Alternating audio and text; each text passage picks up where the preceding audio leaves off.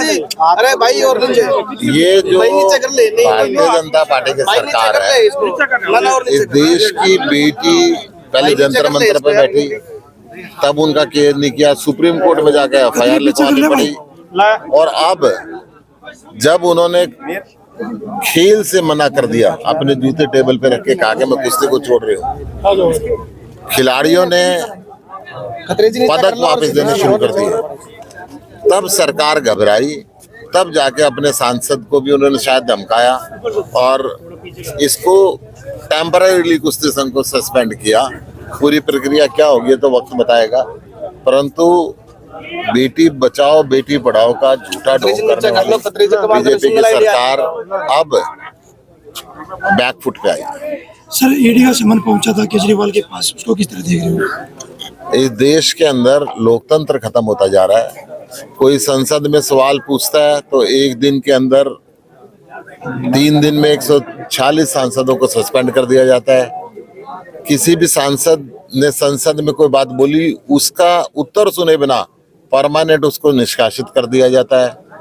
जो अच्छे स्कूल बनाए उसको जेल में बंद कर दिया जाता है, जो अच्छे हॉस्पिटल बनाए उसको जेल में बंद कर दिया जाता है। हमारे हेल्थ मिनिस्टर और एजुकेशन मिनिस्टर दोनों को बिना किसी कसूर के फर्जी केस के अंदर बंद कर रखा है। उसी फर्जी केस के अंदर हमारे सांसद संजय सिंह जी को गिरफ्तार किया, जिनका सरकार से कोई लेना देना नहीं, क्योंकि उनका कसूर ये था कि संसद के अंदर अपनी मुखर आवाज के अंदर इनके घोटालों को उजागर करते थे, चाहे मणिपुर का मुद्दा हो, चाहे अडानी का मुद्दा हो। और जब इन सब कार्यों के बाद भी अरविंद केजरीवाल जी के बढ़ते हुए कदम नहीं रुके, पूरे देश के अंदर अच्छे स्कूल, अच्छे हॉस्पिटलों की मांग होने लगी। पूरे देश के अंदर, जैसे आज हम मोहाना गांव के अंदर आए हैं अपने कर्मचारी का केयर करने के लिए, मेयर साहिबा खुद आई हैं, नेता सदन आए हैं, डिप्टी मेयर आए हैं, उनकी पर बच्चे को पूरी सरकारी नौकरी देने के लिए पक्की, और जो भी उसकी सहायता राशि बनती थी वो सहायता राशि देने के लिए आए हैं। ऐसे जब वेलफेयर एक्टिविटी पूरे देश के अंदर मांग की जाने लगी तो घबरा के केंद्र की सरकार ने अरविंद केजरीवाल जी को असंवैधानिक नोटिस भेजा है,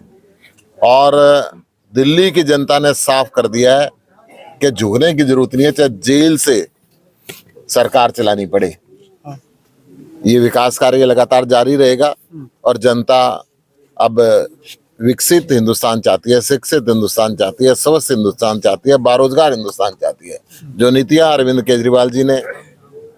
दिल्ली में अपनाई, जो नीतियां पंजाब में अपनाई, अब पूरा देश चाहता है कि वो नीतियां हरियाणा के अंदर भी और बाकी देश के अंदर भी।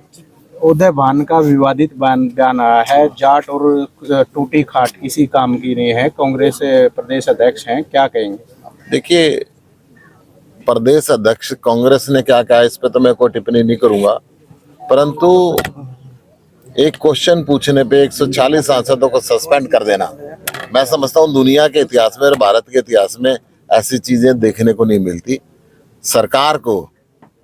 ये अघोषित इमरजेंसी जैसे कदम लगा रखी है, नेताओं को बंद करना, और फिर राज्यसभा के सभापति, देश के उपराष्ट्रपति कि पूरे देश के अंदर बीजेपी द्वारा ये मानहानि हो रही है उनकी। मैं ये कह सकता हूं कि किसी ने कोई गलती करी या सही करा एक अलग विषय था, परंतु आप उसको लेके पूरे देश के अंदर जाएं उस संवैधानिक पद के खिलाफ, तो ये भी अच्छी बात